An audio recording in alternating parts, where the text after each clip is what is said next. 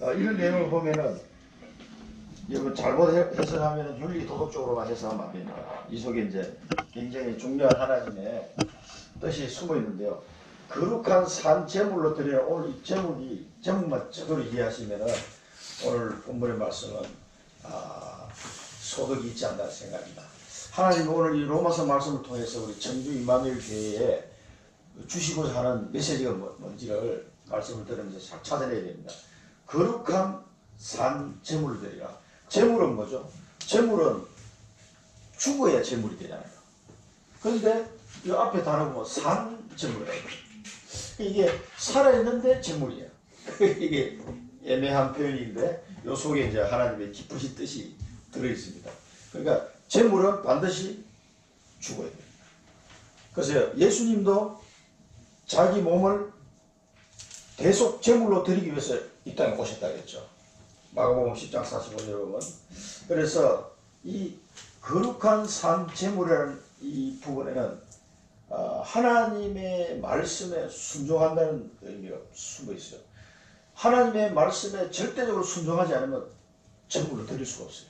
나를 거룩한 산 제물로 드리라 그러는데 드릴 수가 없어요. 나를 왜 하필이면 나야? 이렇게 되기 때문에 순종이 없으면 산 제물을 드릴 수가 없어요. 그리고 그 부분을 잘 생각하면서 우리가 먼저 우리의 롤 모델로 순종의 삶을 살던 예수님을 한번 보면은, 자, 복음이 뭡니까? 복음이 예수가 바로 성경에서 말하는 그 그리스도다.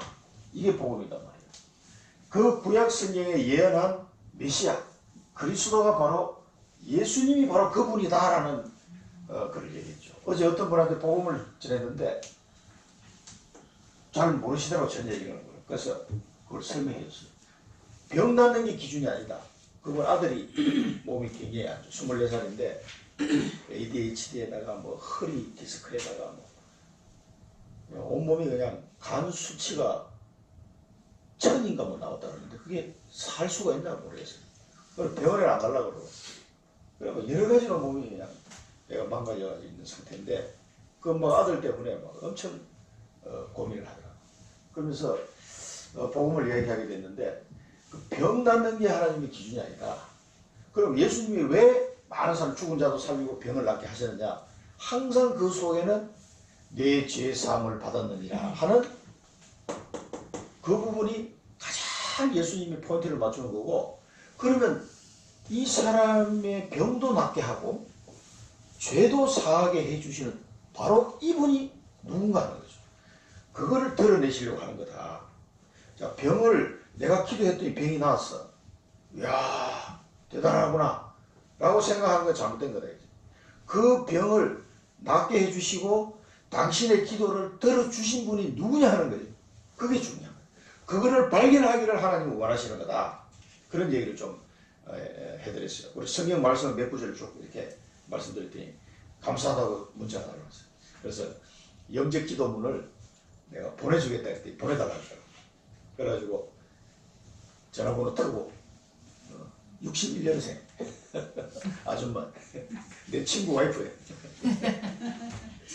차트해달라 그래가지고 차트해주다가 금천동 사시더라고요. 난 몰랐는데 그런 어려운 문제 있는지 몰랐어요. 그 친구 잘 나가는 줄 알았는데 가정에 그 어려운 문제. 절대 딴 사람한테 얘기하지 말라고 자기한테 얘기하는 자기 집 숙여지는. 우리 진영이 얘기를 하다 보니까 마음문을 열고 자기 아들 얘기를 하더라고. 그래서 너무 힘들다고. 보니까 뭐 그 와이프도 굉장히 몸이 건강 상황이 안 좋아요. 막 살도 이렇게 찌고 몸이 이렇게 안 좋아서 뇌전적으로 한번 쓰러지시다 그러더라고. 그러니까 회복은 됐지만은 여러 가지로 이제 건강이 힘든 이런 상황입니다. 그래서 예수님이 이 땅에 오신 것은 그리스도의 직분을 감당하기 위해서 오신 거예요. 바로 내가 그리스도다 하는 걸 알려주시기 위해서 예수님이 병도 치유하시고 죄사함도 보여주시고 죽은 자도 살리시고 이렇게 하시더라고요. 그러니까 그렇게 하신 도대체 제분이 누구길래 죄도 사해주시고 이 해결할 수 없는 이 질병도 다 치유해주고 죽은 자도 막 살아나느냐 하는 걸 발견하기를 예수님은 가장 원하는 거다. 별이 낫고 안 낫고가 중요한 게 아니다. 이제 그런 부분을 얘기를 했죠. 그래서 하나님은 우리가 예수가 그리스도 사실 알고 믿고 이것을 누리기를 하나님은 간절히 원하시는 거예요. 그게 하나님의 목표입니다. 그러니까 우리가 내 삶의 현장 속에서 그리스도가 그리스도라는 사실을 체험하지 않으면 진짜 이거를 믿는데 누리지를 못하는 거예요. 누리지를 못해. 분명히 믿고 베드로도 그랬거든요. 누리지를 못하면 그냥 바로 거짓말 해버린 거예요. 나 예수님 모르는 사람이라고 막 배반했죠. 그 사실 본심은 아니었어요. 두려워서 그런 거지. 그러니까 그리스도를 체험하지 못하면 예수님께 직접 훈련받은 그 제자들마저도 그렇게 할 수밖에 없어요.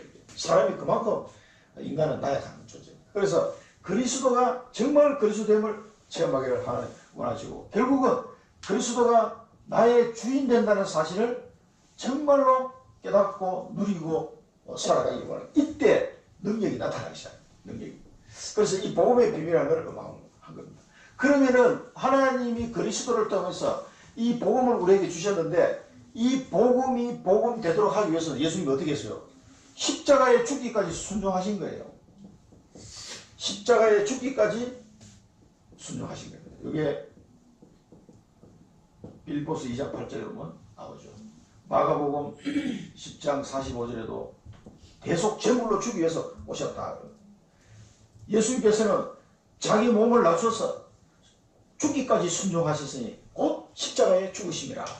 빌보스 2장 8절에 나오죠.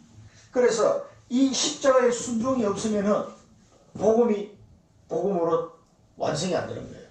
이 하나님 우리에게 이 선물을 주고 싶은데 예수님이 이 십자가에 순종을 해야 돼요. 가장 고통스러운 자리가 이 잔을 내게서 지나게 하옵소서.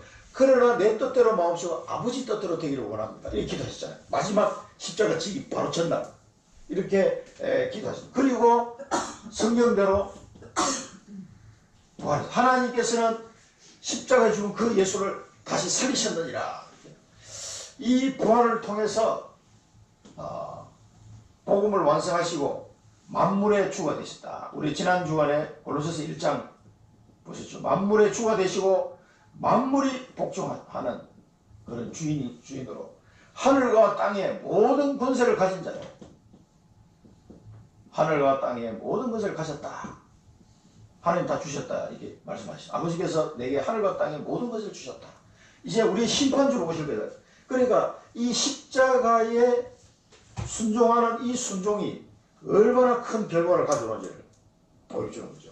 이 순종으로 말미암아 많은 생명을 살릴 수 있고 이 만물의 주인으로 하늘과 땅의 모든 것을 가진 분으로 심판주로 이제 오시게 되는 거죠. 그래서 예수님의 이 순종을 보면서 우리는 오늘 이 거룩한 산제물로 드리라 하는 이 말씀 속에 있는 하나님의 그 뜻을 우리가 잘 캐치를 해야 됩니다. 그래서 요한복음 우리가 이 말씀은 요한복음 5장 30절, 마가복음 3장 35절 이 부분을 참고하시면 되겠습니다. 그래서 이제 이 부분을 생각하면서 우리 본론을 한번 보겠습니다. 영적 예배니라. 영적 예배. 그래서 우리가 영적 예배 다 예배가 영적 예배지 뭐 물질적 예배가 있나? 다 우리가 드리는 게 영적 예배인데 특별하게 이렇게 너희가 드릴 영적 예배니라라고 말씀하신 데는 이유가 있는 거죠. 우리의 영적 예배가 되려면은 너희 몸을 하나님이 기뻐하시는 거룩한 산제물로 드리라. 거룩한 산제물로 드리라. 거룩한 산제물로 드리지 못하면 영적 예배가 안 된다는 거예요. 몸은 와 있는데 이게 진짜 하나님 앞에 드리는 영적 예배가 안 된다는 거예요. 거룩한 산제물로 항상 돼야 됩니다. 그러니까 이게 가장 중요한 건데 그럼 거룩한 산제물이 뭐냐? 나는 죽고 그리스도가 살아나는 거예요. 그래서 이런 상태가 되는 것이 거룩한 산제물이에요. 그래서 사도 바울은 뭐라고 그랬냐면은 고린도전서 15장 31절에 나는 날마다 죽노라 그러죠. 날마다. 아니 날마다 죽는다는 말은 도대체 뭐냐? 이게 나의 옛날 나의 자아는 완전히 죽어버리고 내 속에 그리스도가 딱 주인이 돼서 사는 모습, 요 상태가 되기를 원해요. 그게 거룩한 산제물로 드리는 거예요. 요 상태가 안 되면은 하나님 앞에 진정한 영적 예배가 안 된다는 얘기예요. 그래서 요거는 산제물 드리는 거는 주일날만 되는 게 아니라 매일. 나는 매일 죽노라 그래, 매일. 그래서 갈라디아 2장 20절에 우리 잘 아시는 대로 이제는 내가 사는 것이, 내 안에 내가 사는 것이 아니고 그리스도께서 사시는 것이다 라고 이야기했거든요. 요게 이제 거룩한 산제물로 된 상태. 그 제물 되려면 내가 죽어야 돼. 내가 죽지 않고는 제물이 될 수가 없습니다. 그런데 내가 죽고 그리스도께서 사시는 거예요. 내 안에 주인이 되셔서. 요 상태가 되도록 계속 우리가 기도하고 이럴 때에 하나님이 그 제물을 기쁘게 받으시는다 이 말이에요. 아, 이제 제대로 됐구나. 그래서 그 모리아산에서 자기 아들을 바치기까지 그 상태의 아브라함의 영적 상태. 그럼 진짜 그 아들을 바치기를 하나님이 원했어요. 그러지 않았잖아요. 그게 그 하나님의 마음을 아셔야 돼요. 그래서 우리가 날마다 거룩한 산제물로 하나님께 드리는 영적 예배를 드릴 수 있도록 그렇게 해야 돼요. 요게 안 되면 뒤에 게 하나도 안 돼요. 2절 3절 보면 이 세대를 본받지 말고, 이 세대를 본받지 말라고 그랬어요. 이 세대가 왜 본받지 말라고 그랬어요? 인간의 12가지 문제 12가지 문제에 빠져 있어요. 불신자 6가지 상태, 사랑 성교 사랑, 창세기 3장 나중심, 6장 물질중심, 11장 성공중심, 그리고 문화는 점술, 무속, 우상문화 이 속에 많이 빠져 있거든요. 이 세대를 본받지 말라고 그랬는데 하나님의 자녀가 되어가지고도 이 상태가 안 되면은 나도 모르게 이 자꾸 좋아 보이는 거예요. 그러게 바울이 배설물을 한 것이 자꾸 좋아 보여요. 그래 내가 이상한 거지 이게. 내가 거룩한 산제물로 드리지 않으면 이 세대를 본받지 말라고 그러는데 나도 모르게 본받아 갑니다 이게. 어쩔 수가 없어요. 그래서 이 세대를 본받지 말고 이게 되려고 그러면 요 1번이 돼야 돼요. 그리고 마음을 새롭게 하고, 마음을 새롭게 해라는 말이 뭐예요? 결단하라는 거예요. 결단. 마음을 새롭게 하고. 하나님은 우리에게 하나님 저는 이제 거룩한 산제물이 되기를 원합니다. 결단하라는 거예요. 결단하고 옛날 나는 사도 바울은 매일 죽는다 그랬는데 옛날 내가 아까워가지고 이거 나 못 버려요. 하나님 나 못 버려요. 그걸 과감하게 버리시고 결단하라는 얘기예요. 그렇지 않으면 자꾸 이 세대에 휩쓸려 갑니다. 변화를 받아. 이 변화를 받는 건 뭡니까? 각인 뿌리 체질이 완전히 바뀌는 거예요. 변화를 받아. 각인 뿌리 체질이 바뀌는 겁니다. 마음을 새롭게 하고 변화를 받아. 각인 뿌리 체질이 완전히 바뀌는 거예요. 그러면은 이 거룩한 산제물이 안 되는 한 나의 각인 뿌리 체질은 안 바뀐다고 보십니다. 절대 안 바뀌어요. 그리고 내 속에 잘못 들어가 있는 이 각인 뿌리 체질, 내 자아가 완전히 죽어버려야, 제물로 들여버려야 진짜 이제 내가 사는 거예요. 그리스도가 주인 된 상태로 이제 내가 살아가는 거죠. 그래서 산제물이에요. 산제물. 여기 아주 묘한, 이게 참 어떻게 이런 단어를 이렇게 표현하실까? 정말 성령에 충만한 상대가 아니면 어려울 것 같은데. 그래서 하나님의 선하시고 기뻐하시고 온전한 뜻이 무엇인지 분별하라. 이 하나님의 뜻을 분별하는 거예요. 분별. 하나님의 뜻을 어떻게 분별합니까? 이게 정명, 소명, 사명입니다. 정명, 소명, 사명. 하나님이 나를 행하신 뜻이 뭐냐? 그 하나님이 선하시고 기뻐하시고 온전하신 뜻을 이제 분별이 돼요. 거룩한 산제물이 되면. 아, 그래서 하나님 내게 이 천명을 주셨구나. 그래서 나를 부르셨구나. 그래서 내게 이 사명을 맡기셨구나. 이게 이제 보이기 시작합니다. 여기 이제 거룩한 산제물이 되면은 하나님의 선하시고 기뻐하시고 온전한 뜻이 무엇인지 이제 분별이 되기 시작합니다. 여기 이제 정명, 소명, 사명이 딱 발견되는 거예요. 이 진심으로 발견돼요. 이게 발견되면은 굉장히 기쁩니다. 좋고. 이 축복이 내 평생 받아야 될 축복이거든요. 그럼 보통 우리가 복 받아라 하면 되게 좋아하는데 진짜 복은 요겁니다. 요거. 이게 발견이 안 되는데 뭐 온갖 때만 복 받아봐야 의미 없어요. 다 뭡니까? 이 세대를 본받는 거예요. 그러니까 이 세대를 본받는 이 복을 추구하지 마시고 이걸 하나님의 선하시고 기뻐하시고 온전하신 뜻이 무엇인지를 딱 분별해버려요. 요게 거룩한 산채물로 드리는 이 삶이 안 되면 요게 발견이 안 돼요. 그래서 하나님은 계속 이걸 얘기하시는 거예요. 이게 진짜 영적 예배다라고 이제 결론을 내리시는 거예요. 이 뜻을 꼭 분별하시고 천명, 소명, 사명을 발견하시기 바랍니다. 우리 에베소서 2장에 보면은 이런 부분이 잘 나와요.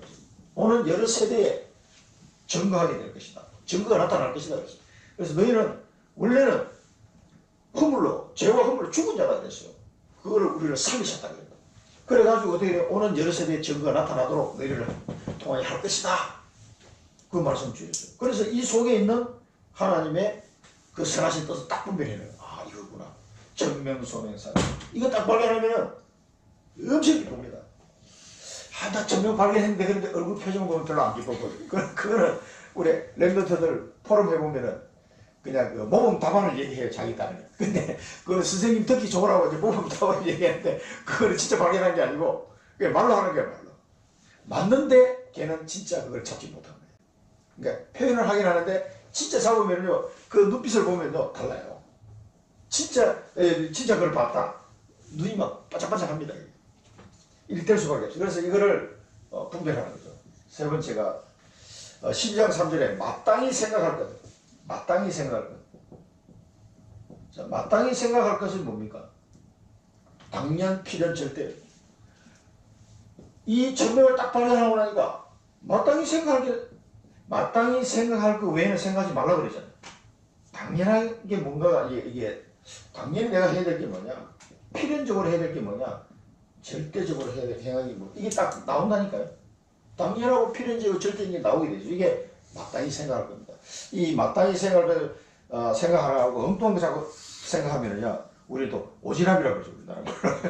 그래서 자기가 마땅히 누가 봐도 이 표시가 나요. 이 사람, 이 천명소명 사명을 잡은 자는, 이 사람은, 당연히 이렇게 하겠구나. 이게 눈에 보여요. 그 사람 행동하는 거 보면, 정말 당연하고 필연적이고 절대적인 걸 하고 있구나. 이게 대박 보입니다, 이게. 그 다음에 믿음의 분량대로, 믿음의 분량대로, 뭐예요? 믿음의 분량대로 지혜롭게 생각해라. 믿음의 분량대로 지혜롭게 생각해라. 믿음의 분량대로 생각하는 게 뭐냐면 나의 시간표와 나의 방향을 딱 고려한 생각을 하는 거죠. 이 사람이 자기 시간표 나는 뭘 해야 되겠다. 내 시간표에서 나는 다음에 어떻게 해야 되겠다. 이게 보인다니까. 그래, 그런 사람 보면 딱 훈련이나 이런 것도 딱딱 자기 시간표에 누가 얘기 안 해도요, 딱딱 찾아갑니다, 이게. 그리고 방향이 맞아, 일단. 하나님과의 방향이 딱 맞으니까 누가 봐도, 하나님이 인도하시는구나. 성령의 인도를 잘 받고 있구나라고 대만 느낍니다, 이게. 그러니까 시간표와 방향이 제대로 맞아, 딱 이렇게 차근차근하게 이렇게. 그러니까 너무 설치지도 않고, 그렇다고 게으르지도 않고, 딱 자기 시간에 맞춰서 차근차근 이렇게 은혜를 받아가는 거예요. 이거 뜻을 분별한 사람. 요렇게. 이거 가만히 보면 어디서 많이 듣던 얘기 아닙니까, 이게. 이게 21가지 우리 전도자의 삶에 나오는 거. 이게 62가지 삶에 유목사님 이야기하신 내용이 오늘 이 본문 속에 사실 다 들어있어요. 그래서 우리가 잡을 언약은 천명 발견. 하나님의 내게 주신 천명. 선하시고 기뻐하시고 온전하신 뜻이 무엇인지를 분별하는 거예요. 천명 발견. 이걸 통해서 이 천명이 발견되면요 62가지 삶이 다 되어지게 됩니다. 62가지 삶이 내가 하려고 하는 게 이 전도자의 삶이 그냥 저절로 되어집니다. 천명이 딱 발견되면 이게 쭉 이게 실타래 풀리듯이 차근차근 이게 가지게 돼요. 그러면 이게 하나님의 자녀가 가야 될 행복한 삶입니다, 사실은 이게. 그래서 진짜 우리가 이 삶을 쭉 따라가실 때 굉장히 신앙생활 하는데 뭔가 막 뿌듯하면서도 충만하면서도 행복하고 이렇게 돼요. 그리고 불신자가 봐도 참 신기하다 이런 생각이 날 정도로 달라집니다. 그러니까 이런 사람은 시간표 방향이 정말 딱 맞아요, 하나님과. 그래서 성령인도 받기 어렵다는 거는 이게 발견이 안 되니까 어려운 거예요. 이게 발견이 안 되니까. 어디로 가야 됩니까? 주여 내가 어디로 가야 됩니까? 맨날 이 얘기하고 있으면은 참 머리 아픈 거죠. 그래서 이 대지를 통해서 천명을 발견하고 60도가 이 전도자의 삶을 되어지는 이 축복 속으로 들어가시기 바랍니다. 이 언약을 딱 붙잡으세요. 그 다음에 그리스도 안에서 한 몸이다. 그리스도 안에서 한 몸이다. 그래서 요거는 이제 이 영적 예배가 되어지는 사람, 이 사람들이 통해서 하나님이 뭐예요? 그리스도의 몸을 이루어 간다는 거, 이 교회를 얘기하는 겁니다. 이게. 그리스도가 머리가 되시고 교회는 그리스도의 몸이라고 표현했거든요. 그리고 이 그리스도 안에서 몸을 이루어 간다는 거, 이게 이제 교회를 의미하는 거예요. 이게. 그럼 이걸 어떻게 되는지를 오늘 본문을 통해서 말씀하겠습니다. 한 몸이라 했어요. 한 몸에 많은 지체가 있다 했어요. 한 몸에 뭐 팔도 있고 다리도 있고 여러 지체가 있는 거죠. 그런데 이 지체가 기능이 다 다르다. 기능이 똑같은 기능을 가지고 눈이 막 10개고 이러면 곤란하잖아요. 눈은 2개만 있으면 되는데 귀도 있어야 되고 코도 있어야 되고 팔도 있어야 되고 다리도 있어야 되잖아요. 이런 부분을 설명한 게 사도 바울이 쓰신 부분 많이 나와요. 여러 군데 나옵니다. 특히 에베소서 같은 부분에 많이 나오죠. 에베소서 4장 11절 11절에서 12절 뭐랍니까?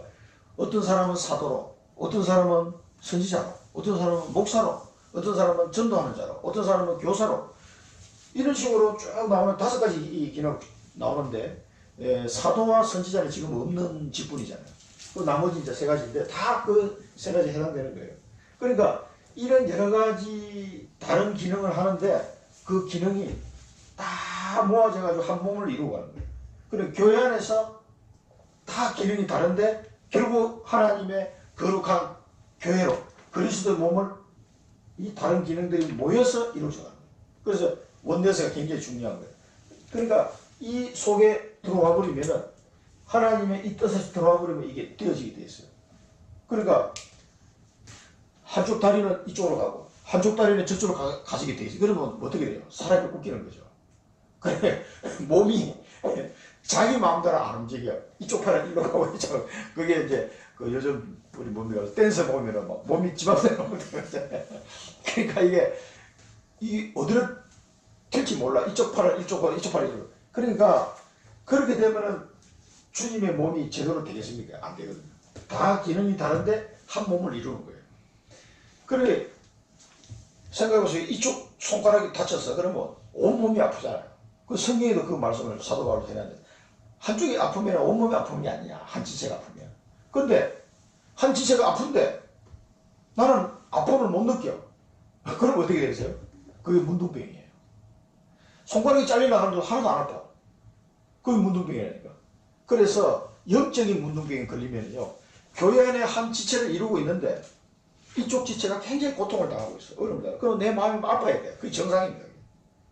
저분을 이제 기도해주고 싶고 이런 마음이 들어야 되는데 교회의 한 지체인데 이 사람은 되게 아픈데 나는 아무렇지도 않아요. 그게 뭐냐면은 그게 문둥병이에요. 그래서 성경에서는 문둥병이 굉장히 그 육신적인 것도 옛날에는 이제 거룩하지 못하다 해서 깨끗하게 해야 된다. 성 밖에 이렇게 진 밖에 살도록 하고 고치심에 와서 검사하고 이렇게 이제 들어오게 하고 이런 구약 성경에 나오는 이런 내용들이 신약 성경에 보면은 예수님이 그걸 고쳐주기도 하고 사도 바울이 지적한 거 보면요 굉장히 영적인 부분 해석을 해요. 그거를. 그러니까 우리가 영적인 문둥병에 걸리면은 지체가 분명히 아픈 걸 알면서도 나는 하나도 마음이 안 아파. 그게 이제 병든 거예요. 영적인 문둥병. 그러니까 한 몸을 이룬다는 것은 굉장히 의미가 큽니다. 그도다 이 비밀이여 너희가 알지 못하기를 원치 아니하노라. 그래서 이 교회의 비밀을 얘기합니다. 그래서 두 번째 보면은 5절에 보면은 그리스도 안에서 한 몸을 이루고 있다. 그리스도 안에서. 그리스도가 뭐죠? 머리가 되죠. 교회의 머리가 되고 그리스도 안에서 한 몸을 이루는데 서로 지체가 되느니라. 서로 지체가 되느니라. 서로 도와주니. 왜냐면 손이 일을 해서 입이 먹잖아요. 그 손이 생각해, 야, 너만 먹냐? 손이 일을 안 하면 입이 먹을 게 없어. 그러면 나중에 영양분이 없어. 손도 힘 빠져. 그럼 어떻게 돼? 온몸이 죽는 거죠. 그러니까 각자 기능이 있는데 그 기능이 서로 지체가 돼요. 그게 원팀을 이루는 거예요. 팀. 원팀을 이뤄서 이뤄가도록. 절대 인간은 혼자 할 수 없어요. 혼자 할 수 있는 건 하나님밖에 없어요. 그래서 어떤 뛰어난 사람이라도 혼자 안 됩니다. 그래서 하나님이 팀을 이루기로 했어요. 사도 바울도 딱 팀을 이루어서 움직이겠지. 혼자 갔을 때 실패했거든요. 그래서 서로 지체가 되는 이라 서로 지체. 그리스도를 중심으로 해서 온몸이 지체가 서로 지체가 되는 거죠. 그래서 에베소서 4장 13절에서 16절 내용 보면 각 마디를 통해서 이 지체를 이루어 간다는 것을 표현한 거죠. 그러니까 서로 다른 기능을 하면서도 서로가 마디마디가 연결되어 가지고 각자 기능을 하면서 같이 살아가도록 만드는 거죠. 그래서 한 몸을 이루어가는, 그리고 교회를 이루어가는 걸 지금 얘기하는 거죠. 그래서 그 다음에는 이제 은사와 은혜와 은사, 주신 은혜와 받은 은사는 다 다르다는 거죠. 예언하는 자는 믿음의 분수대로 할 것이다. 섬기는 일을 하는 자는 섬기고, 가르치는 자는 가르치고, 가르치는 일로, 위로하는 자는 위로하는 일로, 구제하는 자는 성실로, 다스린 자는 부지런함으로, 긍휼을 베푸는 자는 즐거움으로 하라. 이 은혜와 은사가 다 다른데 이거를 이렇게 하라는 겁니다. 이게 뭡니까? 사실은 우리가 여기서 뭘 발견하면 자기의 전문 사역을 발견하셔야 돼요. 이 하나님이 주신 달란트가 다 있거든요. 자기 달란트대로 이 하나님이 교회 안에서 자기 전문 사역을 다 해요. 나중에 이제 우리 렘넌트들이 오면은 이 교육 부서도 있어야 되고 여러 부서도 있어야 됩니다. 그래서 자기 전문 사역을 잘 생각하시고, 나는 교회에서 어떤 사역을 해야 되겠다. 그런 거. 노민진 사역은 세가족보 해야 된다고 제가 말씀드렸죠. 나중에 세가족 준비를 하셔야 돼요. 미리. 이제 세가족보를 운영해야 될 시간표가 올 겁니다. 그때 되면 세가족보를 하셔야 돼요. 그런 걸 미리 생각해요. 다민족. 김종욱 집사님, 다민족 담당해야 돼요. 다민족 오면은 어떻게 할까? 이런 걸 이제 구상하면서 기도하면서 차차 이제 기다리는 겁니다. 그 시간표가 옵니다. 그 전문사역이에요, 전문사역. 우리 현주는 이제 뭐 특수교사니까 사랑부 사역. 이런 것들을 늘 생각해야 돼요. 교회 안에서 은혜가 다르고 은사가 다 달라요. 그래서 그걸 가지고 이렇게 하라는 겁니다. 그렇게 해야 교회가 이게 제대로 돌아갑니다. 그래서 우리 여기서 붙잡아야 될 미션은 나의 전문 사역을 찾아 교회를 세워나가라. 나의 전문 사역이 뭔지, 나의 달란트를 생각하시고 나의 전문 사역을 통해서 교회를 세워, 이 교회를 세워나간다는 건 이 그리스도의 몸이에요. 그죠?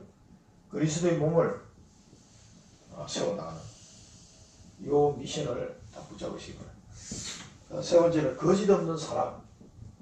자, 그러면은 이 영적 예배와 하나님이 그리스도 안에서 그리스도 몸을 이루어 가신 이 교회, 이 모든 일들이 가장 베이스가 되는 건 뭐예요? 사랑이에요, 사랑. 사랑을 베이스로 하기 가능한 거예요. 그래서 사랑에는 거짓이 없다. 사랑에는 거짓이 없나니 악을 미워하고 선에 속하라. 사랑에는 거짓이 없나니 악을 미워하고 선에 속하라. 근데 나는 악에 속하지 않고 선에 속하고 싶은데 잘 안 돼. 이게 돼야 되는 거예요. 이게 되면은 악에 속하지 않고 선에 속하는 게 저절로 됩니다. 그래서 나는 죽고 그리스도가 주인이 되는 거예요. 계속 여기에 초점을 맞춰야 돼요. 그러면은 사실은 이 사랑이 우리 인간적인 사랑 가지고는 택도 없습니다.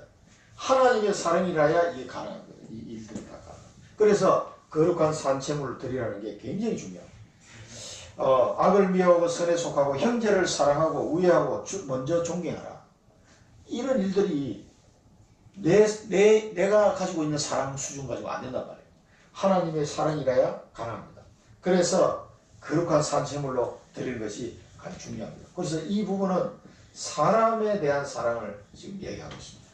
우리가 9절에서 10절까지는 악을 미워하고 선에 속하고 형제를 사랑하고 우애하며 존경하기를 먼저 하라. 그렇게 말씀하셨어요. 이게 굉장히 중요한데 이게 사람에 대한 사랑이에요. 이 사랑도 내 힘으로는 안 됩니다. 그리스도가 내 주인이 될 때만이 이 사랑이 나오게 되는 거예요. 하고 이제 얄미워 죽겠는데 인간적으로 보면 어떻게 사랑이 나오겠습니까? 우리는 그런 수준인데 내 수준으로 하면 안 되는 택도 없어요. 그리스도의 수준으로 가야 됩니다. 그리스도의 마음에 그리스도의 장성한 분량에 이르기까지 원하노라. 그리스도의 장성한 분량에 이르지 않으면 하루 얄미워하는 생각이 없으시지 않는단 말이에요. 그게 싹 없으시면서 사랑으로 대할 수가 있는 거죠. 그리고 두 번째는 하나님에 대한 사랑을 이야기했습니다. 부지런하고 게으르지 말고 열심으로 주를 섬기라. 열심으로 주를 섬기라. 이 말씀은 마태복음 22장 37절에 나옵니다. 마음을 다하고 목숨을 다하고 뜻을 다하여 너희 하나님을 사랑하라. 이 부분은 이제 하나님에 대한 사랑이죠. 하나님에 대한 사랑. 이 하나님에 대한 사랑도 마찬가지입니다. 이게 되어지면은 하나님에 대한 사랑이 나옵니다. 마음을 다하고 뜻을 다하고 목숨을 다하고 뜻을 다해 하나님 사랑. 이게 사랑의 표현이 뭐냐면은 하나님은 그 하나님의 사랑의 표현은 이 뜻을 분별하는 거예요. 이 하나님의 뜻이 딱 그렇구나. 이걸 깨닫는 게 하나님에 대한 사랑이에요. 하나님께 내가 마음을 다하고 뜻을 다하고 목숨을 다해 하나님을 사랑하는 겁니다. 이게 우리가 다른 성경에도 보면 누가복음 10장 27절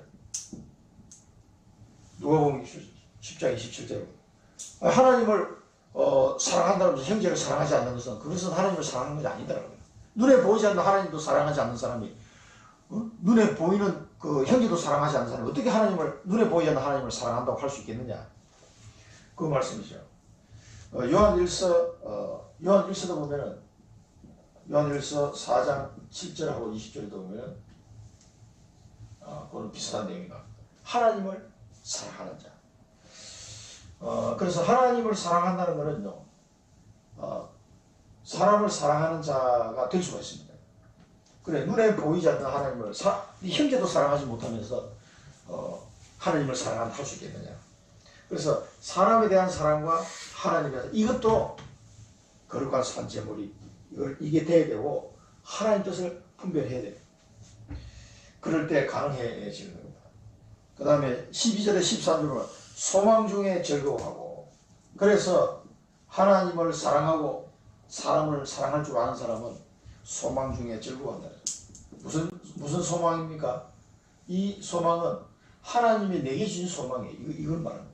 하나님이 내게 주신 소망. 이 소망 중에 나는 즐거워하는 거예요. 이게 뭔가 이미지. CVDIP에서 이미지예요. 이 언약이 아직 성취는 안 됐지만 내가 미래를 땡겨서 보는 거죠. 땡겨서 보면서 즐거워하는 거예요. 왜? 이 소망은 반드시 이루어질 거기 때문에 즐거워하는 거예요.